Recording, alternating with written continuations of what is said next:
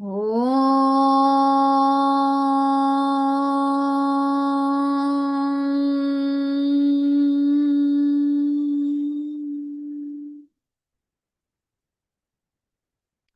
திருமூலரின் திருவடிகளை வணங்கி இந்த வகுப்பை தொடங்குவோம். இன்னைக்கு நம்ம என்ன பார்க்க போறோம்? அட்டமா சித்தில அடுத்த சித்தி பார்க்கலாம். 7வது சித்தி. முதல் 6 சித்திகளையும் திரும்ப ஒரு தடவை பார்த்துட்டு இன்னைக்கு பார்க்க வேண்டிய சித்தியை பார்க்கலாம். முதல் சித்தி அனிமா சித்தி, அணுவினும் சிறிய அணுவாக மாற்றக்கூடிய சித்தி. நம்மளுடைய ஆன்மா தான் அந்த மாதிரி சிறிய அணுவுக்குள்ளேயும் போற அளவுக்கு தன்னை மாற்றிக்கொண்டு போய் அந்த அனுபவத்தை வந்து பெறுகிறது. அடுத்து லஹிமா சித்தி, மின்னல் ஒளி போல காற்றுல பரவக்கூடிய ஒரு வேகமான ஒரு சக்தியா மாறுது. நம்ம எங்க நினைக்கிறோமோ அந்த இடத்துக்கு போய் அங்க என்ன நடக்குது, எதை பார்க்கணும்னு நினைக்கிறோமோ அதை பார்த்து நம்மளால உணர முடியுது. 3வது சித்தி மகிமா சித்தி, விஸ்வரூபம் எடுத்து அப்ப நம்ம பெருசாயிடும் போது இந்த அண்டங்கள் எல்லாம் நம்மளை விட சின்னதா மாறுது. அப்ப அண்டகத்துல என்ன நடக்குது அப்படிங்கிறத கூட நம்மளால இந்த மகிமா சித்தியில பார்த்து உணர முடியுது. 4வது சித்தி பிராப்தி. பிராப்தியில நம்ம எதெல்லாம் கண்களால பார்க்குறோமோ அது எல்லாத்தையும் அடைந்த ஒரு மன நிம்மதி, திருப்தி கிடைக்கும். அப்ப இந்த உலக வாழ்க்கை மேல இருந்த பற்று சுத்தமாக போய்விடும். அனைத்தையும் பெற்றுட்டோங்கிற ஒரு நிம்மதியும் திருப்தியும் வந்துடும். இது பிராப்தி. 5வது சித்தி கரிமா. கரிமாங்கிறது உடல் எடையை அதிகமாக்கக்கூடிய சித்தி. இந்த உடல் எடை எப்ப அதிகமாகும்னா, நாம எப்ப அதிகமான அந்த இறை ஒளியை வந்து உள் வாங்கிக்கிறோமோ, அந்த லைட் எனர்ஜியை நம்ம எடுத்துக்க நம்மளுடைய உடல் வந்து எடை அதிகமாகி யாராலையும் அசைக்க முடியாதபடியான ஒரு தோற்றத்தை கொடுக்கும். அது கரிமா சித்தி.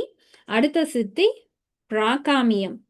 பிராகாமியம் சித்திங்கிறது தான் நம்ம நேற்று பார்த்தோம் இல்லையா? ஒரு 10வது வாசல் திறந்தா எப்படி ஒரு இருட்டான ரூம்குள்ள ஒரே ஒரு செங்கலை மட்டும் எடுத்துட்டு வெளியில இருக்கக்கூடிய ஒளிய உள்ள கொண்டு வந்து அந்த அறை முழுவதும் ஒளியாக நிரப்புவோமோ, எப்படி அந்த அறைக்குள்ள இருந்துகிட்டே அந்த துகள் வழியா வெளி உலகத்தை பார்க்கும்போது அதுவும் பிரம்மாண்டமான ஒரு ஒளியா இருக்குமோ, அதே மாதிரி நம்மளுடைய 10வது வாசல் திறக்கும் போது வெளியில இருக்கக்கூடிய அந்த ஒளி முழுவதுமாக நம்ம உடலுக்குள்ள வந்துடும். நம்மளால இந்த உடலுக்குள்ள இருந்துட்டே அந்த 10வது வாசல் வழியா அந்த ஒளியை பார்க்க முடியும். அந்த ஒளியை பார்த்து நாம அந்த ஒளியோட ஒளியாக கலக்கும் போது நமக்கு அந்த பிராகாமியம் அப்படிங்கிற ஒரு சித்தி வந்து கிடைக்கும். இது என்னன்னா நிறைவு பொருள். எல்லா இடத்துலையும் நீக்கமற நாமளே நிறைந்து இருந்தா எப்படி இருக்கும், அந்த மாதிரியான ஒரு உணர்வை கொடுக்கக்கூடிய சித்தி பிராகாமியம். இது வரைக்கும் நம்ம ஏற்கனவே பார்த்துட்டோம். இன்னைக்கு 7வது சித்தி பார்க்க போறோம். ஈசத்துவம். ஈசன் அப்படின்னாலே இறைவன், சிவபெருமான குறிக்கக்கூடியது. தத்துவம் அப்படிங்கிறது ஈசனுடைய செயல். ஈசனுடைய செயல்களா நாம எதை பார்ப்போம்? சிவபெருமான் 5 தொழில்களை செய்கிறார். படைத்தல், காத்தல், அழித்தல், மறைத்தல், அருளுதல். இந்த 5 தொழிலையும் செய்யக்கூடியவர் தான் ஈசன். அந்த 5 தொழிலையும் அதுல மிக முக்கியமான தொழில் முத்தொழில். 3 தொழிலை தான் நாம மிக முக்கியமான தொழிலா பார்ப்போம். அந்த 3 தொழில்களையும் நாமளே செய்யக்கூடிய சக்தி நமக்கு கிடைச்சிருச்சு அப்படின்னா அதற்கு பெயர் தான் ஈசத்துவம். அப்ப ஈசத்துவம் அப்படிங்கிற சித்தி கிடைக்கும் போது நம்மளாலேயே ஒரு விஷயத்தை படைக்க முடியும், ஒரு விஷயத்தை காக்க முடியும், ஒரு விஷயத்தை அழிக்கவும் முடியும். அதற்கு உதாரணம் தான் ஞானசம்பந்தர் வந்து அந்த ஒரு ஒண்ணுமே இல்லாத இடத்துல ஒரு குளத்தை உருவாக்குறாரு, படைக்கிறாரு. அதுக்குள்ள நீரை படைக்கிறாரு. அந்த நீருக்குள்ள முதலையை படைக்கிறாரு. அந்த முதலைக்குள்ள இருந்த அந்த குழந்தையை காக்கிறார். அந்த குழந்தை வெளியே வந்த பிறகு திரும்ப அனைத்தையும் அழித்து விடுகிறார்.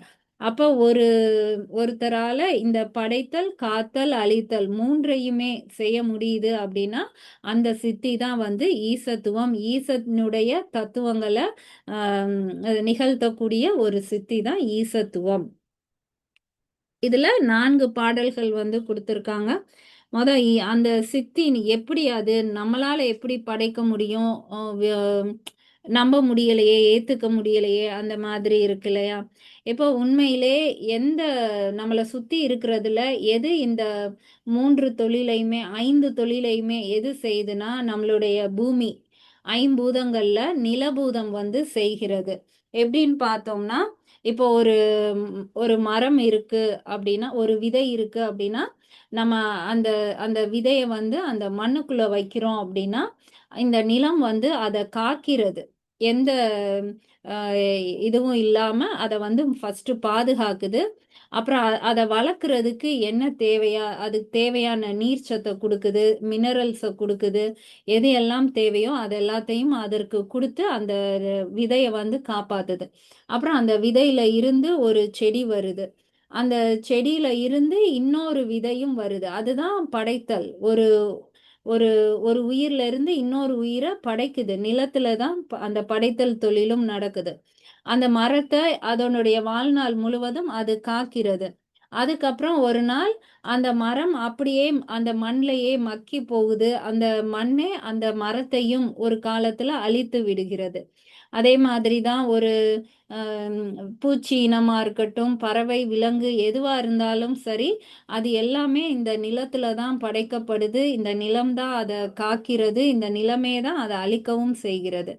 அதே மாதிரி மறைத்தல் தொழில். இப்ப இந்த நிலத்துக்குள்ள தான் நீரும் மறைந்திருக்கு, பெட்ரோல் மறைந்திருக்கு, ஆ தங்கம், வைரம் எல்லாமே இந்த நிலத்துக்குள்ள தான் மறைக்கப்பட்டிருக்கு. அதுவே ஒரு நாள் நமக்கு அருள் செய்வது போல அத நமக்கு குடுக்கவும் செய்கிறது. அப்ப இந்த 5 தொழிலுமே எங்க நடக்குதுன்னா, நம்மளுடைய நிலத்துல நடக்குது. இந்த பூமியில வந்து நடக்குது. இது அதனால தான் உயிர் நம்மளால இந்த இடத்துல வாழ முடியுது. நம்மளுடைய இந்த அண்டத்துல வந்து எத்தனையோ கிரகங்கள்லாம் இருக்கு. அ இ இன்னும் நெறைய பார்க்குறோம்ல. செவ்வாய் கிரகம் இருக்கு, வியாழன் கோள் இருக்கு, நெறைய கிரகங்கள் இருக்கு. ஆனா, அதுக்கெல்லாம் முடியுமா? நம்ம வாழ முடியுமா? அப்படின்னு இன்னும் நம்ம ஆராய்ச்சி பண்ணிக்கிட்டே தான் இருக்கோம். அப்புறம் எப்படி நிலத்துக்கு மட்டும் இந்த தன்மை இருக்கு அப்படின்னா, அதற்கு காரணம் வந்து சூரியனும், சந்திரனும். சூரியன் என்ன பண்ணுது? ஒரு ஒளிய வந்து குடுத்துக்கிட்டே இருக்கு. சூரியனுடைய வேலை என்னன்னா, அது ஒரே இடத்துல நின்னு தன்ன தானே சுத்திக்கிட்டே இருக்கும். எல்லா நாளும் ஒரே மாதிரியான ஒரு ஒளிய வந்து குடுத்துக்கிட்டே இருக்கும். அந்த ஒளி வந்து 12 விதமான ஒளி. அதனால தான் நம்ம சூரியக்கலை 12ன்னு சொல்வோம். நம்ம யோகால சூரிய நமஸ்காரத்துக்கு 12 நிலைகள் சொல்வோம். சூரியன்னாலே அது 12 கலைகள் கொண்டது. அது ஒரே மாதிரியான ஒரு லைட்ட வந்து ஒரே மாதிரியான 12 விதமான ஒளிய வந்து அது குடுத்துக்கிட்டே இருக்கும். அதுக்கு வந்து எத பத்தின கவலையும் இருக்காது. அந்த 12 விதமான ஒளியும் பூமிக்கும் வருது, செவ்வாய்க்கு வருது, புதன் கிரகம் எல்லா கிரகங்களுக்குமே அந்த ஒளி வந்து வாங்கிக்கிட்டே தான் இருக்கு. ஆனா பூமியில மட்டும் ஒரு உயிரினம் தோன்ற முடியுது அப்படின்னா, அதுக்கு காரணம் என்னன்னா, பூமிக்கு மட்டும் ஒரு சிறப்பான கோள், துணைக்கோள் எது இருக்குன்னா, சந்திரன் இருக்கு. இந்த சந்திரன் என்ன பண்ணுது? சூரியன் குடுக்குற ஒளிய ஃபுல்லா அது வாங்கிக்குது. வாங்கி அத வந்து டைஜஸ்ட் பண்ணுது. நம்மளுடைய பூமிக்கு அத எப்படி குடுத்தா பூமியில வந்து ஒரு உயிர் வளரும் அப்படிங்கிறத உணர்ந்து, அந்த ஒளிய மாத்தி குடுக்குது.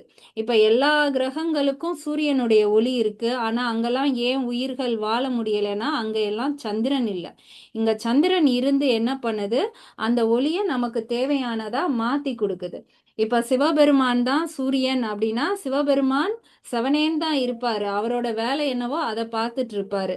சந்திரன் தான் யாரு? பெண் சக்தி. அவ தான் என்ன பண்ணுவான்னா, இந்த பசுக்கள் வந்து இப்படி பாசத்துல இருந்து கஷ்டப்படுதே, அதை எப்படியாவது கொண்டு வரணுமேன்னு சொல்லி தத்துவங்களா இறங்கி சக்தி தான் வேலை பார்க்குறா. அதே மாதிரி தான் சந்திரனும் என்ன பண்ணுது, இந்த 12 விதமான ஒளிகளையும் வாங்கி, அது மாத்தி நமக்கு தேவையான ஒளியா இந்த பூமிக்கு திருப்பி அனுப்புது. சந்திரனுடைய கலைகள் என்னன்னா 16 கலைகள். இது நம்ம அடிக்கடி நம்ம பார்த்துட்டோம். அந்த கலைகள் என்னென்னங்கிறத நெறைய தடவ பார்த்துட்டோம். நம்ம சந்திர நமஸ்காரம் செய்யும்போதும் 16 ஆசனங்கள் சந்திர நமஸ்கார்ல நாம செய்வோம். அப்ப சந்திரன்னாலே 16 கலைகள்.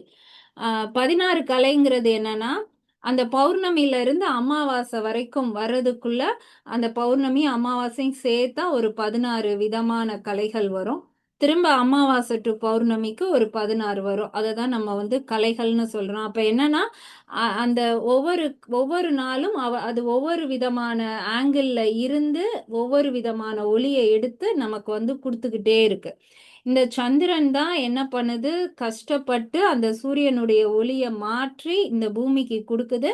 அது மூலமா தான் இந்த பூமியில வந்து உயிரினங்கள் உற்பத்தி ஆகுது. இப்ப இதுல பூமிக்கு என்ன இருக்கு அப்படின்னா, பூமிக்கே உரிய கலைகள் 64 கலைகள் இருக்கு. கலைகள் அப்படின்னா அது ஒரு விதமான ஆற்றல், நாதமும் விந்துவும் சேர்ந்தது. எப்படி சூரியன்ல இருந்து ஒரு கதிர் வருதோ அந்த லைட்டுக்கு வந்து ஒரு வைப்ரேஷனோட வேவா தான் வரும். பார்ட்டிகிள்ஸ் எல்லாம் சேர்ந்து வேவா வரும். அப்ப அதுல ஒரு சத்தத்தோட தான் வரும். லைட்டையும் சவுண்டையும் பிரிக்க முடியாது. அப்ப அந்த லைட் அண்ட் சவுண்டு சேர்ந்து வரக்கூடிய அந்த ஒரு எனர்ஜியை தான் நாம கலைன்னு சொல்றோம். அந்த ஒவ்வொரு எனர்ஜிக்கும் வந்து நம்ம ஒவ்வொரு பெயர் வச்சிருக்கோம். இதுக்கு முன்னாடி ஒரு வகுப்புல பார்த்தோம் இல்லையா, சவுண்டை நம்மளால பார்க்க முடியும். அந்த எக்ஸ்பிரிமெண்ட் எல்லாம் நம்ம ஷேர் பண்ணி காமிச்சோம். ஒரு தட்டுல மணலை போட்டுட்டு ஒரு டியூனிங் ஃபோர்க்கை தட்டி வச்சோம்னா அந்த சவுண்டுக்கு ஏத்த மாதிரி அந்த மணல் அசைந்து ஒரு ஒரு கோலம் போடுற மாதிரி ஒரு வடிவத்தை கொடுக்கும்.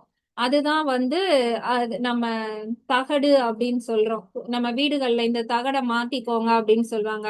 அந்த தகடு எதை காட்டுதுன்னா அந்த சவுண்டை நமக்கு ஒரு ஃபிகரா மாத்தி காட்டுறது தான் அந்த அந்த அந்த தகடு. அந்த மாதிரி நம்ம நம்ம பூமிக்கு வந்து சந்திரன் நிறைய விதமான ஃப்ரீக்வன்சியோட ஒரு சவுண்டு ஒரு லைட்டை கொடுக்குது.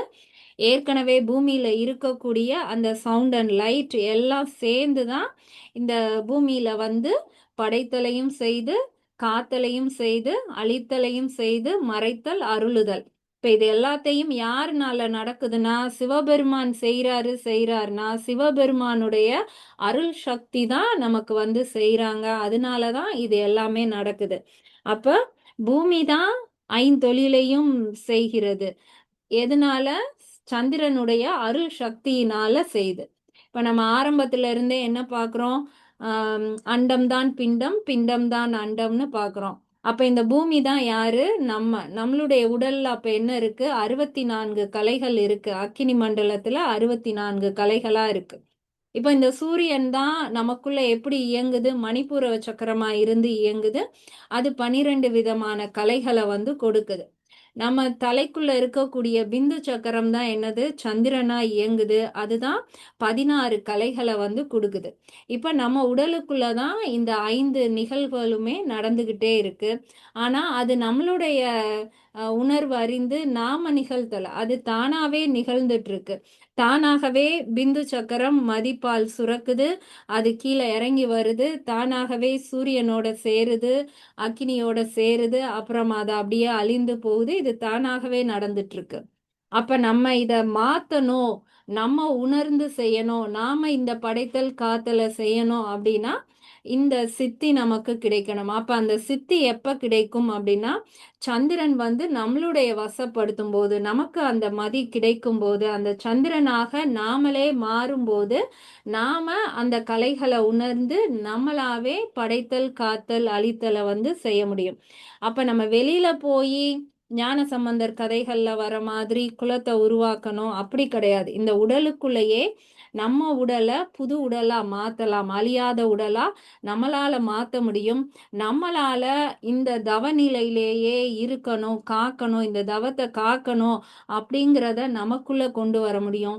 நம்மளுடைய கர்ம வினைகள் அனைத்தையும் அழிக்கணும், நாம வீடு பேர் அடையணும் அப்படிங்கிற அந்த அழித்தல் தொழிலை நமக்கு நாமே செய்துக்க முடியும். அதுதான் படைத்தல் காத்தல் தொழில். முத்தொழிலையும் நம்மளை நாமே செய்துக்கிறது. இதற்கு துணையானவள் அருள் சக்தி. அதுதான் சந்திரனாக நம்ம தலைக்குள்ள இருக்கக்கூடிய அந்த சக்தி. அப்ப அந்த சக்தியை இயக்குறது தான் ஈசத்துவம். ஈசனே சந்திரன் மூலமா தான் இந்த சக்திகளை செய்துகிட்டு இருக்கு. சிவனே அருள் சக்தி மூலமா, சூரியனே சந்திரன் மூலமா இது எல்லாத்தையும் நிகழ்த்திட்டு இருக்காரு. அப்ப நமக்குள்ள இருக்கக்கூடிய சந்திரன் மூலமா தான் நமக்கு இந்த ஈசத்துவம் அப்படிங்கிற சித்தி வந்து கிடைக்க போகுது. அதுதான் இன்னைக்கு நம்ம பார்க்க போற 4 பாடல்கள்ல இருக்கு. புரிந்திருக்கும்னு நினைக்கிறேன். இப்ப பாடல்கள்ல போகலாம். 684வது பாடல். நின்ற சதாசிவ நாயகி தன்னுடன் கண்டன பூத படையவை எல்லாம் கொண்டவை ஓராண்டு கூடி இருந்திடில் பண்டைய ஈசன் தத்துவம் ஆகுமே. எப்ப நமக்கு இந்த ஈசத்துவம் கிடைக்கும் அப்படிங்கிறத சொல்றாங்க. நின்ற நின்ற அப்படின்னா ஒரு இடத்துல நிலையா நிக்கிறது. இதுக்கு முன்னாடியே என்ன பார்த்தோம்? அந்த 10வது வாசலை திறந்து உள்ள இருந்து வெளி உள்ள ஒளியையும் வெளியில இருக்கக்கூடிய உள் ஒளியையும் இரண்டையும் ஒன்று சேர்த்து எல்லா இடத்துலையும் ஒளிவயமாக இருக்கிற சித்தி தான் இதற்கு முந்தைய சித்தி பிரகாமியம் பார்த்தோம். அப்ப அந்த இடத்திலேயே 10வது வாசல்லேயே நிக்கிறது, அந்த உச்சி வாசல்ல 7வது சக்கரத்திலேயே நிக்கிறது. அதுதான் நின்ற, நம்மளுடைய தலைக்கு மேல நின்ற சதாசிவ நாயகி. நம்ம மட்டுமா போய் அங்க நிக்க போறோம்? நம்மளை இங்க கீழே இருந்து கையை பிடிச்சு நம்மளை மேல கூட்டிட்டு போனதே அருள் சக்தி தான். அப்ப சதாசிவ நாயகி அப்படின்னா சதாசிவனுடைய துணைவி. நாயகி யாரு? அருள் சக்தி. நம்ம அந்த சக்தியோட நாம அந்த 10வது வாசலிலேயே நிலையாக நிற்கும் போது தன்னுடன் தன்னுடன் அப்படிங்கிறது நாமளும் சக்தியும் வேறுன்னு சொல்ல முடியாதபடி அவளுடைய அருளிலேயே கரைந்து நிற்கும் போது கண்டன பூத படையவை எல்லாம். அப்ப நம்ம 10வது வாசலுக்கு போயிட்டோம், 7வது சக்கரத்துக்கு போயிட்டோம். அப்ப ஐம்பூதங்களும் எங்க இருக்கு? கீழே தான் இருக்கு. முதல் சக்கரம் நிலபூதம், 2வது சக்கரம் நீர்பூதம், 3 4 நெருப்பு, 5 காற்று பூதம், 6 ஆகாய பூதம். இந்த 6 சக்கரங்கள் தான் பஞ்சபூதங்களா கீழே இருக்கு. நம்ம அதுக்கு மேல 7வது சக்கரத்துல இருக்கோம். இப்ப கண்டன பூத படையவை எல்லாம் 10வது வாசல்ல நின்று கீழே இருக்கக்கூடிய இந்த ஐம்பூதங்களையும் பார்த்து, கண்டன அப்படின்னா அதை பார்த்து அங்க அந்த ஐந்தொழில்னாலும் 5 பூதங்கள் எல்லாமே ஒண்ணுதான். அந்த படைப்பை நாம பார்த்துக்கிட்டு இருக்கோம். பூத படையவை அப்படின்னா இந்த இதை ஏன் நம்ம பஞ்சபூதம் அப்படின்னு சொல்றோம்னா, பூதம்னா ஒரு பூதம்னு பயம் காட்டுவோம் இல்லையா? அது பெருசா இருக்கும், அது விரிஞ்சுக்கிட்டே போகும். அது நம்ம பூதம் நமக்கு பயப்பட்டுருச்சுன்னா நம்ம கேட்குறதெல்லாம் அது கொடுக்கும். அப்ப நம்ம உடல்ல இருக்கக்கூடிய இந்த ஐம்பூதங்களை நம்மளால பார்க்க முடியும். அது எப்படி இருக்குன்னா பிரம்மாண்டமா இருக்கு, அது விரிந்து கொண்டே போகுது. பூத படை அப்படின்னா, படைன்னா சொல்லுவோம்ல, இந்த சோல்ஜர்ஸ் இவங்க எல்லாம் சேர்ந்து ஒரு பிரம்மாண்டமா இருக்கிறது படை. நம்ம தோல்ல வரக்கூடிய ஒரு சொறி படை அப்படின்னு சொல்லுவோம். அது படர்ந்து விரிந்துகிட்டே போறது அப்படிங்கிறது தான் படை. அப்ப நம்ம அந்த 10வது வாசல்ல இருந்து நம்ம எதை பார்க்கிறோம்னா, இந்த ஐம்பூதங்களும் விரிந்து படர்ந்து கொண்டே போறது, இது எல்லாத்தையும் நம்மளால பார்க்க முடியும். கொண்டவை ஓராண்டு கூடி இருந்திடில், இது இது எல்லாத்தையும் பார்த்துட்டு ஓராண்டு காலம் அதே இடத்திலேயே கூடி இருக்கிறது. அந்த அருள் சக்தியோடையும் அந்த பஞ்சபூத படைப்புகளையும் பார்த்து கொண்டு அதே இடத்திலேயே நாம இருக்கிறது அப்படின்னா தவநிலையிலேயே 10வது வாசலில் தவம் செய்கையில் பண்டைய ஈசன். பண்டையம் அப்படின்னா பழங்காலம், ஆதி பொருள், முதல் பொருள், முத தோன்றிய பொருள் அப்படி எடுத்துக்கலாம். அப்ப பண்டைய ஈசன்னா ஆதி ஈசன், அப்படி இல்லைன்னா பண்டைய அப்படிங்கிறத இந்த உடலை எடுத்துக்கலாம். நம்ம ஒவ்வொரு பிறவி தோறும் நமக்கு இந்த ஸ்தூல உடல் தான் மாறிக்கிட்டே இருக்கே தவிர சூக்கும உடல் நம்ம அதே உடலை தான் எடுத்துக்கிட்டே வர்றோம். அப்ப அந்த உடலையும் நாம பண்டைய உடல் அப்படின்னு எடுத்துக்கலாம். இல்ல பண்டைய ஈசன் எடுத்தோம்னா நமக்கு உள்ள இருக்கக்கூடிய அந்த ஈசன் தத்துவம் ஆகுமே. அந்த ஈசனுடைய தத்துவமான ஈசத்துவம் அப்படிங்கிற சித்தி நமக்கு கிடைக்குமே. அப்ப எப்படி தவம் இருக்கணும்னு சொல்லியிருக்காரு. நின்ற சதாசிவ நாயகி தன்னுடன் 10வது வாசலான 7வது சக்கரத்தில் அருள் சக்தியுடன் சேர்ந்து நாம் தவநிலையில் நிற்கையில் கண்டன பூத படையவை எல்லாம், அந்த 7வது சக்கரத்துக்கு கீழே இருக்கக்கூடிய 6 சக்கரங்களிலும் நிகழக்கூடிய அந்த பஞ்சபூத காட்சியை நம்மளால் காண முடியும். கொண்டவை ஓராண்டு கூடி இருந்திடில், அந்த காட்சியை கண்டு கொண்டே ஓராண்டு காலம் அதே இடத்தில் தவம் செய்கையில் பண்டைய ஈசன் தத்துவம் ஆகிமே. இந்த ஆதி சிவத்தினுடைய ஈசத்துவம்னு சொல்லக்கூடிய முத்தொழிலையும் நாமே செய்யக்கூடிய அந்த சித்தி நமக்கு கைகூட கிடைக்குமே. அடுத்த பாடல் 685வது பாடல். ஆகின்ற சந்திரன் தன் ஒளியாவன, ஆகின்ற சந்திரன் தட்பமும் ஆயிடும், ஆகின்ற சந்திரன் தன் கலை கூடிடில், ஆகின்ற சந்திரன் தான் அவன் ஆமே. இப்போ இந்த பாடல்ல 4 வார்த்தையும் ஒரே வார்த்தை ஆகின்ற, 4 வரியிலையும் ஒரே வார்த்தை ஆகின்ற சந்திரன் அப்படிதான் கொடுத்துருக்காங்க. அப்போ முதல் பாடல்லையும் சதாசிவ நாயகின்னு சொல்றதும் நம்ம சொல்லக்கூடிய சந்திரனை தான் சொல்றாங்க. அதுதான் அருள் சக்தியா இருக்கு. இப்போ அதற்கப்புறம் 3 வார்த்தைகள் சொல்லியிருக்காங்க. தன் ஒளி, தட்பம், தன்கலை. இந்த 3 விஷயங்களுமே சந்திரனுக்குரிய சிறப்பான விஷயங்கள். அந்த 3 தான் விளக்கம் சொல்றாங்க. இப்போ ஆகின்ற அப்படிங்கிறதுக்கு பொருள் பார்க்கலாம். ஆகின்ற அப்படின்னா ஆக்கிட்டு இருக்கோம், சோறு ஆக்கிட்டு இருக்கோம் அப்படின்னு சொல்லுவோம் இல்லையா? ஏதாவது ஒரு வேலை செஞ்சிட்டு இருக்கும்போது வேலை ஆயிட்டு இருக்கு, சமையல் ஆகிட்டு இருக்கு. அப்போ ஆகி அப்படின்னா அது ஒரு விஷயம் முன்னாடி இருந்தே அது செஞ்சுக்கிட்டே இருக்கும். இப்போ ஒரு 12 மணிக்கு நம்ம மத்தியான சமையல் ஆரம்பிச்சோம்னா 12 மணில இருந்து சமையல் ஆகிக்கிட்டே இருக்கு. 2 மணி ஆகியும் இன்னும் முடிக்கல அப்படின்னா அப்ப இருந்து இப்போ வரைக்கும் தொடர்ந்து நடந்துகிட்டே இருக்கு. இந்த சூரியனுக்கு ஆகின்ற சூரியனுக்கு கிடையாது. ஏன்னா அது ஒரே மாதிரி தான் இருக்க போகுது. எப்ப பார்த்தாலுமே ஒரே மாதிரி சுத்துது, ஒரே மாதிரி ஒளியை தரப்போகுது.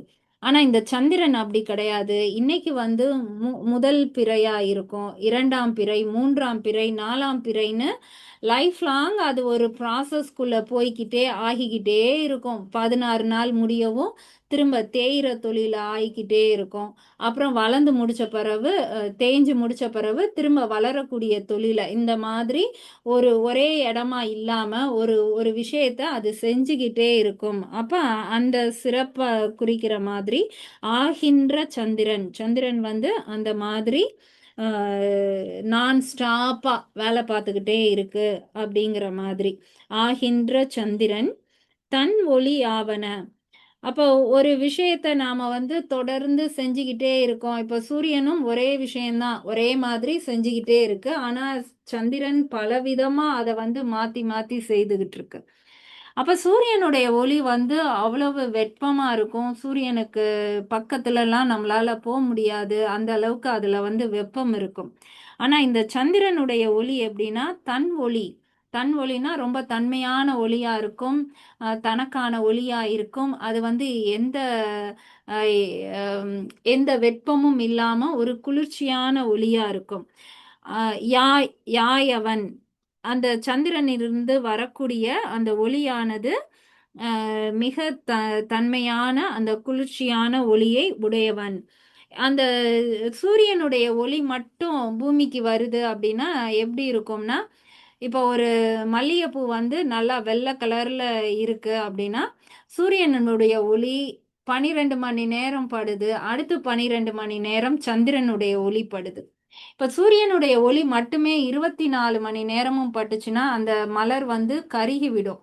அந்த அந்த வெள்ளைத்தன்மையே போய் அது ஒரு மாதிரி ப்ரௌனா மாறிடும். இல்லைன்னா நல்ல ரெட் கலரா இருக்கக்கூடிய ஒரு ரோஸ் 24 மணி நேரமும் இருந்துச்சுன்னா அந்த ரெட் கலர் எல்லாம் போய் அது அப்படியே ஃபேட் ஆயிரும். நம்ம ட்ரெஸ்ஸை துவைச்சி போட்டோம்னாலே 2 நாள் அப்படியே சூரியனோட ஒளியிலே போட்டோம்னா இந்த லைட் கலர் ட்ரெஸ் எல்லாம் பார்த்தா வெள்ளை வெள்ளையர்னு மாறிடும். அந்த கலரை ஃபுல்லா சூரியன் எடுத்துரும். அப்போ ஒரு ஒரு செடியை நாம வைக்கிறோம், ஒரு உயிரை உற்பத்தி பண்ணணும்னு நினைக்கிறோம், ஒரு ஒரு மீன் ஒரு முட்டை போடணும்னு நினைக்குது, இல்லை ஒரு ஒரு குஞ்சு வெளியில வரணும்னு நினைக்குது அப்படின்னா சூரியனுடைய ஒளி மட்டும் இருந்தா இது நிகழவே செய்யாது. அந்த வெப்பம் தாங்காம எல்லாமே அழிந்து விடும். 12 மணி நேரம் சூரியன் அது ஒளியை கொடுத்து முடிச்ச பிறகு சந்திரன் ஒரு குளிர்ச்சியான ஒளியை கொடுத்து பகல்ல அது என்னெல்லாம் வெப்பம் இருந்து அதை மாத்துச்சோ அதை ஃபுல்லா இது குளிர்ச்சி பண்ணி மாத்தி விட்டுரும். அதனாலதான் நம்ம நம்மளுடைய ஆரோக்கியமே சந்திரனுடைய குளிர்ச்சியும் வரனாலதான். 24 மணி நேரமும் சூரியனுடைய ஒளியிலே இருந்தோம்னா நம்மளோட ஸ்கின்லாம் என்ன ஆகும், ட்ரை ஆயிரும். உடம்புல இருக்கிற நீர் சத்தை ஃபுல்லா அது எடுத்துரும். தோல் அப்படியே சுருக்கமாயிரும். வேகமாவே வயதான தோற்றம் வந்துடும். வேகமாவே இறப்பும் வந்துடும். இந்த சூரியனை டேலி பண்ற மாதிரி சந்திரன், திரும்ப சூரியன் சந்திரன் ரெண்டும் வந்துட்டே இருக்கனால நம்ம ஆரோக்கியமா இருந்துகிட்டே இருக்கோம்.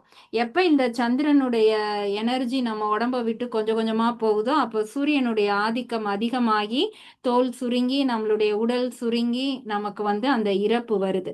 அப்ப சூரியன் ஒளி மட்டும் இருந்தா எந்த உயிரினமாலையும் உயிர் வாழ முடியாது.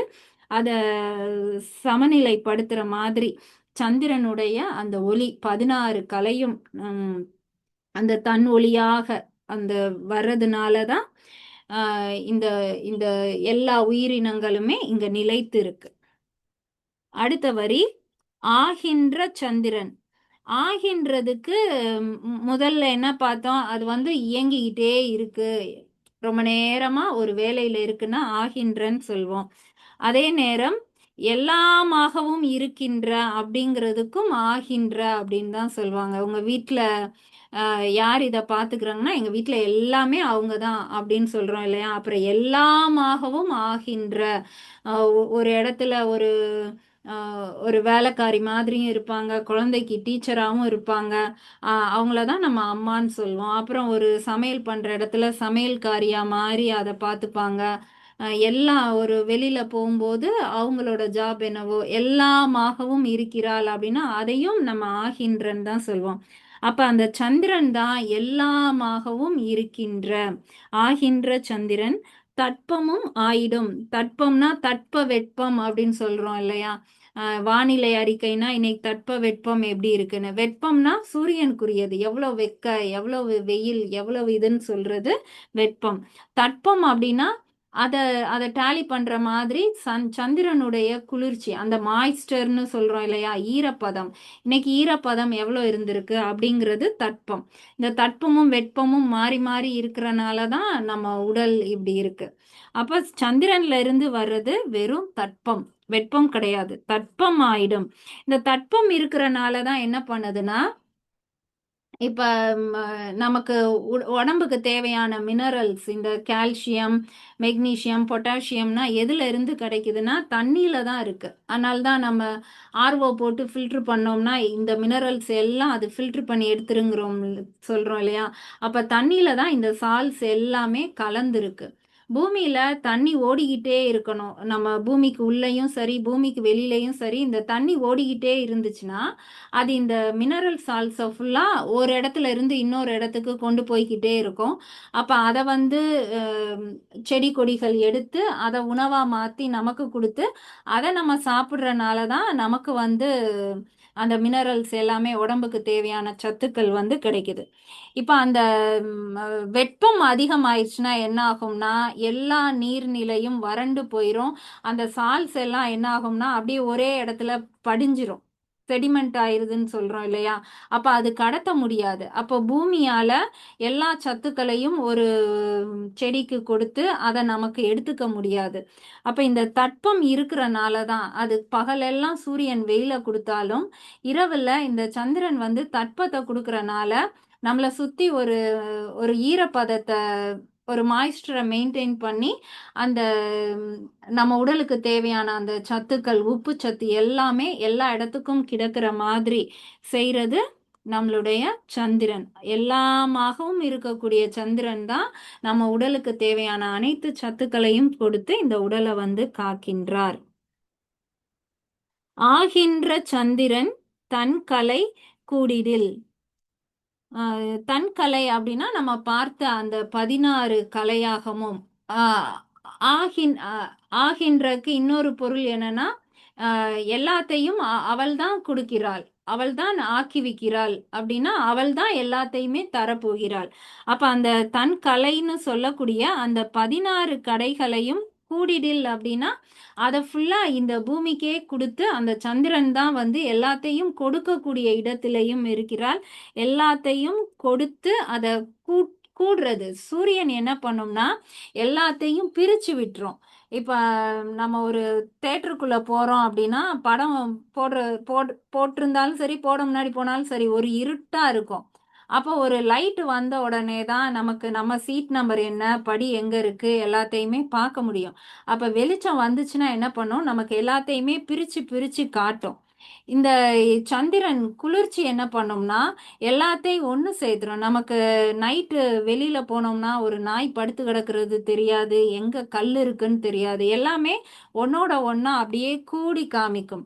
அப்ப அந்த 16 கலைகளையும் நமக்குள்ள அந்த கூட்டி வித்து அந்த வேலையை செய்யக்கூடியதும் அந்த ஆகின்ற சந்திரன் அவள் தான் செய்கிறாள். ஆகின்ற சந்திரன் தான் அவன் ஆமே. இந்த இடத்துல ஆகின்ற அப்படின்னா நம்ம ஆயிட்டோம்னு சொல்லுவோம்ல. நான் 4 வருஷம் படித்தேன், இப்போ நான் டாக்டராகவே ஆயிட்டேன், நான் இன்ஜினியர் ஆயிட்டேன், நான் அம்மாவாகிட்டேன், நான் அழகாயிட்டேன். அப்போ இதுக்கு முன்னாடி ஒரு விஷயத்துல இருந்து நம்மளை அப்படியே உருமாற்றம் பண்ணி ஒரு ஒரு அடுத்த நிலைக்கு நம்ம மாறிட்டோம் அப்படின்னா ஆகின்ற அப்படிங்கிற பொருள் வரும். ஆகின்ற சந்திரன் அப்படின்னா இப்ப சந்திரன் நமக்கு எல்லாமாகவும் மாறி ஆகிட்ட தன் அவனாமே. சந்திரன் தான் அவனாமே. அப்ப நாம தான் அவனாக மாறுவோம். இந்த இந்த மூன்றும் நமக்குள்ள நடக்கும்போது தன் ஒளி சந்திரன் எங்க இருக்கு, பிந்து சக்கரத்துல இருக்கு.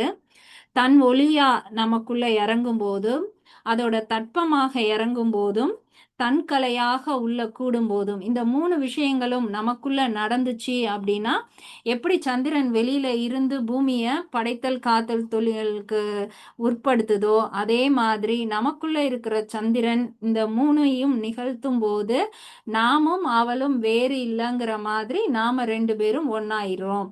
அதாவது அவர் இதுக்கு முன்னாடியே சொல்லாரு இல்லையா, ஒரு அமிர்தம் சுரக்கும் சுரக்கும்னு. அதுதான் மதிப்பால் அந்த பிந்து சக்கரத்துல இருந்து சுரக்கக்கூடிய அந்த சுரப்பிக்கு தான் இந்த தன்மையெல்லாம் இருக்கு. அதுக்குள்ள ஒரு ஒளி இருக்கு, அதுக்குள்ள ஒரு தட்பம் இருக்கு, அதுக்குள்ள 16 விதமான கலைகளும் இருக்கு. இதெல்லாம் நமக்குள்ள இறங்கி வரும்போது நாமும் அந்த இப்பயும் அது இறங்கிட்டு தான் இருக்கு, ஆனா நம்ம அதை உணரல. எப்போ உணர்ந்து அந்த மதிப்பால் நாம எடுத்துக்கிறோமோ அப்ப நம்மளால இந்த 3 தொழிலையும் செய்ய முடியும். இதுதான் ஈசத்துவம் பெற்றவருடைய இயல்பு. அவங்களுடைய இயல்பு எப்படி இருக்கும்? ஆகின்ற சந்திரன் தன் ஒளி ஆவன யாயவன். அந்த எல்லாமாக இருந்து இயக்கக்கூடிய சந்திரனுடைய அந்த தன்மையான ஒளியாக மாறியவன். ஆகின்ற சந்திரன் தட்பமும் ஆயிடும். அந்த சந்திரனுடைய அந்த ஈரப்பதத்தை நம்மளுடைய உடல் ஏற்கையில் ஆகின்ற சந்திரன் தன் கலை கூடிடில், அந்த 16 கலைகளும் நம்மளுடைய உடலில் கூடுகையில் ஆகின்ற சந்திரன் தானவன் ஆமே. நாமளே அந்த சதாசிவ நாயகியோட சேர்ந்த நிலை கிடைக்குமே. அடுத்து 686வது பாடல். தானே படைத்திட வல்லவன் ஆயிடும், தானே அழித்திட வல்லவன் ஆயிடும், தானே சங்கார தலைவனும் ஆயிடும், தானே இவன் என்னும் தன்மையன் ஆமே. இப்ப நமக்குள்ளதான் அந்த மதிப்பால் இறங்கிருச்சு. நாம அந்த தன் ஒளிய உணர்ந்துட்டோம், அந்த தட்பத்தை வாங்கிட்டோம், நமக்குள்ள அந்த 16 கலைகளும் கூடிருச்சு. இப்ப நம்மளால என்ன பண்ண முடியும்? தானே படைத்திட வல்லவன் ஆயிடும். தானேனா நாமே, அந்த பெருமிதத்தோட சொல்லலாம், நாமே படைத்திட வல்லவன் ஆயிடும். என்னால படைக்க முடியும், ஏன்னா சந்திரனும் நானும் ஒன்னாயிட்டோம். அந்த சந்திரன் ஒளியை நான் வாங்கிட்டேன், அந்த தட்பத்தை வாங்கிட்டேன், 16 கலைகளும் எனக்குள்ள கூடிருச்சு. இப்ப நான் நினைத்தா என்னால படைக்கக்கூடிய வல்லமை எனக்கு கிடைத்து விடும். தானே அழித்திட வல்லவன், தானே அழித்திட கொடுக்கக்கூடியது, அந்த காக்கக்கூடியது, எல்லாத்தையும் கொடுத்து காக்கக்கூடிய அந்த வல்லமையும் எனக்கு கிடைத்துவிடும். தானே சங்கார தலைவனும் ஆமே. சங்கார தலைவன்னா அனைத்தையும் அழித்தல் தொழிலை செய்யக்கூடிய சங்காரன். சங்காரத்தை செய்யும் சங்காரன் நம்ம பார்த்தோம் இல்லையா, அந்த அழித்தல் தொழிலை செய்யக்கூடிய தலைவனாகவும் நானே மாறிவிடும். தானே இவன் என்னும் தன்மையனாவே. தனக்கு தானே நிகரான ஒரு சித்தியை நான் கிடைத்து பெற்றேனே. அப்படின்னு சொல்லியிருக்காரு. அப்ப இந்த 3 தொழில்களும் நமக்குள்ள நடக்கும். எப்ப நம்மள 10வது வாசல்ல ஓராண்டு காலம் தவம் இருந்து அந்த சந்திரனுடைய ஒளியையும் தட்பத்தையும் கலையையும் நாம உணரும் போது படைத்தல், காத்தல், அழித்தல்ங்கிற 3 தொழிலையும் செய்யக்கூடிய நமக்கு நிகரான ஒரு சித்தியை நாம் பெற்று விடுவோம். அடுத்த பாடல் 687வது பாடல். தன்மையது ஆக தலைத்த கலையினுள் பன்மையது ஆக பரந்த ஐம்பூதத்தை வன்மையதாக மறித்திடில் ஓராண்டின் மென்மையது ஆகிய மெய்ப்பொருள் காணுமே. இப்ப இது கடைசி பாடல். இந்த சித்தியிலிருந்து அடுத்து ஓராண்டு தவம் இருந்தா நமக்கு அடுத்த சித்தி, அந்த 8வது சித்தியான அந்த கடைசி சித்தி வந்து நமக்கு கிடைக்கும் அப்படிங்கிறத சொல்றதுதான் இந்த பாடல். தன்மையது ஆக, தன்மை அப்படிங்கிறது அந்த குளிர்ச்சி, குளிர்ந்த தலைக்கக்கூடிய அந்த தன்மையாக தழைத்த கலையினுள், இந்த இடத்துல அந்த கலை அப்படின்னு சொல்லக்கூடியது நமக்குள்ள இருக்கக்கூடிய அந்த சந்திரக்கலை, அந்த தழைத்த கலையினுள் பன்மயது ஆக பரந்த ஐம்பூதத்தை. பன்மயது அப்படின்னா பல வகையாக பரந்த ஐம்பூதத்தை வன்மயதாக மறித்திடில். வன்மம் அப்படின்னா கொஞ்சம் கஷ்டப்பட்டு, கொஞ்சம் அடாவடியா, ஸ்ட்ரிக்டா, வன்மையாக. மறித்திடில் அப்படின்னா தடுக்கையில். ஓராண்டு காலம். மென்மையது, மென்மை அப்படின்னா ரொம்ப மேலான. மெய்ப்பொருள் காணுமே. மெய்ப்பொருள் அப்படின்னு சொல்றது உண்மை பொருள். நம்ம அடுத்த சித்தியை தான் இந்த இடத்துல மெய்ப்பொருள் அப்படின்னு சொல்லியிருக்காரு. காணுமே, ஓராண்டு காலம் மறித்திடில் நமக்கு இந்த மெய்ப்பொருள் காணுமே அப்படின்னு சொல்லியிருக்காரு. திரும்பவும் பார்ப்போம். தன்மை அது, அந்த இந்த இடத்துல தன்மை அப்படின்னா நமக்கு கிடைத்த அந்த சந்திரன் நமக்கு. அதனால்தான் சிவபெருமான் வந்து எவ்வளோ பெரிய ஆளா இருந்தாலும் அந்த சந்திரனுடைய அருள் சக்தி இருந்தாதான் அவரால் நினைச்சதை நடத்த முடியுங்கிறனால தான் சந்திரனுக்கு வந்து உயர்ந்த இடத்த கொடுத்துருக்காரு. அவருடைய தலைக்கு மேலே பிறை நிலாவா வச்சு அந்த மதிப்பால் சுரக்கிறத நமக்கு வந்து காமிச்சிருக்காங்க. அப்ப தன்மை எதுனா அந்த அந்த தலை உச்சியில இருக்கக்கூடிய அந்த குளிர்ச்சி பொருந்திய அந்த சந்திர கலையானது தலைத்த கலையினுள், தலைக்கிறது அப்படின்னா வளர்ந்து வர்றது. அந்த அந்த கலை தான் வந்து அந்த தலையில இருந்து வளர்ந்து மதிப்பாலா அப்படி இறங்கி வருது. பன்மையது அப்படின்னா பல வகையா, பல நிறங்களான்னு எடுத்துக்கலாம். நம்ம உடல்ல இருக்கக்கூடிய கீழே இருக்கக்கூடிய 7 சக்கரங்களுமே ஒவ்வொரு சக்கரங்களும் ஒவ்வொரு நிறங்கள், பல நிறங்களோட இருக்கு. ஆக பரந்த 5 பூதம். அந்த சக்கரங்கள் தான் பறந்து ஐம்பூதங்களா இருக்கு. நிலபூதம் கீழே மூலாதார சக்கரமா பறந்து இருக்கு. அதற்கான நிறம் சிவப்பு நிறத்தோட அது இருக்கு. அடுத்து 2வது சக்கரம், அது ஆரஞ்சு நிறமா நீர்பூதம் விரிந்து இருக்கு. அடுத்து நெருப்பு பூதம் மணிப்பூரகத்துல மஞ்சள் நிறமா விரிந்து பறந்து இருக்கு. அடுத்து 4வது சக்கரம் அநாகத சக்கரம் பச்சை நிறமா, அதுவும் நெருப்பு பூதம் பறந்து விரிந்திருக்கு. அடுத்து தொண்டைக்கு வரும்போது விசுதி சக்கரம் காற்று பூதமா நீல நிறமா விரிந்திருக்கு. ஆஜ்னா சக்கரம் இண்டிகோ நிறத்துல ஆகாய பூதம் விரிந்திருக்கு. இதற்கெல்லாம் மேலதான் பிந்து சக்கரம் இருந்து அந்த சுரப்பிய சுரந்து கீழ் நோக்கி கொண்டு செல்லுது. அப்ப அந்த பல வகையாக இருக்கக்கூடிய இந்த பரந்த ஐம்பூதத்தையும் அந்த சந்திரக்கலை வந்து கொண்டு செல்லுது. வன்மைய தாக மறித்திடில். வன்மைய அப்படின்னா கொஞ்சம் ஸ்ட்ரெயின் பண்ணி.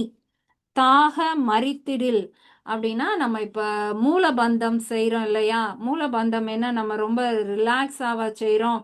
ஒரு ஃபோர்ஸ் கொடுத்து முதல் 2 சக்கரங்களையும் நாம லாக் பண்ணி அதுதான் வந்து மறித்திடில். பந்தம் பண்ணி அந்த இடத்துல நாம வன்மையான ஒரு செயலை செய்யும் போது அந்த பிந்து சக்கரத்துல இருந்து வந்த அந்த தூய்மையான நீர், அது வந்து வெள்ளை நிற நீர். இது எல்லாமே பல வகையான சக்கரங்களா பூதங்களா விரிந்திருக்கு. அந்த வெண்மையான நீர் அந்த இடத்துல வந்து தேக்கி வைக்கப்படுது மறித்திடில். அடுத்து உத்தியான பந்தம் பண்ணும்போது அந்த இடத்துலையும் நாம வந்து அந்த நீரை கொண்டு வந்து மறிக்கிறோம். அடுத்து ஜலந்திர பந்தம் பண்ணியும் அந்த இடத்துல நாம மறித்து வைக்கிறோம். இந்த மாதிரி ஒரு வன்மையான பயிற்சி செய்து மறித்திடில். அப்படி எத்தனை காலம்? ஓராண்டு காலம் நாம இத பயிற்சி செய்தோம்னா மென்மை, அது மேலான சித்தி, அதுதான் அந்த கடைசியா சொல்லக்கூடிய வசித்துவம் சித்தி ஆகிய மெய்ப்பொருள், அந்த உண்மை பொருள் ஆகிய இப்ப ஈசத்துவமே ஈசனுக்கு நிகரான ஒரு சித்தியா பார்த்துட்டோம். அப்ப அடுத்த வசித்துவம் அது எவ்வளவு உயர்ந்த சித்தி அப்படின்னா அதுதான் மெய்ப்பொருள். அந்த மெய்ப்பொருளை காணக்கூடிய அந்த சித்தியும் இந்த பயிற்சி மூலமா நமக்கு வந்து கிடைக்கப்பெறும். அப்ப இந்த சித்தி முழுவதுமே சந்திரக்கலையை பற்றியது, பிந்து சக்கரம் பற்றியது, அருள் சக்தியை பற்றிய ஒரு விஷயம். அப்ப அந்த முத்தொழிலையும் செய்யக்கூடிய சித்தி நமக்கு கிடைக்கணும்னா நமக்குள்ள இருக்கக்கூடிய அருள் சக்தியான சந்திரக்கலை வந்து நமக்கு அருள் செய்யணும். அந்த பிந்து சக்கரம் இயங்கணும், அந்த மதிப்பால் சுரக்கணும், அதை நம்ம உடல் முழுவதும் பந்தம் பண்ணி நிறுத்தணும். இந்த விஷயங்களை தான் இன்னைக்கு நாம ஈசத்துவம் அப்படிங்கிற சித்தியில வந்து பார்த்துருக்கோம். இதோட இன்னைக்கு பாடலை முடிச்சுக்கலாம். அடுத்த வகுப்புல வசித்துவம் பற்றி பார்க்கலாம். இப்ப இதுவரை பார்த்ததுல எதுவும் சந்தேகம் இருந்தா கேட்கலாம்.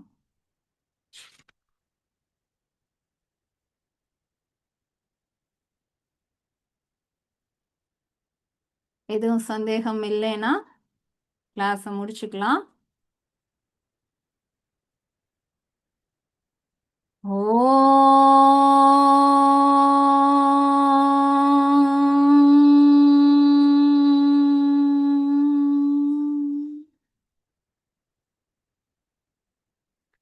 திருமூலரின் திருவடிகளை வணங்கி இந்த வகுப்பை முடிப்போம். அடுத்த வகுப்பில் மீண்டும் சந்திப்போம். நன்றி.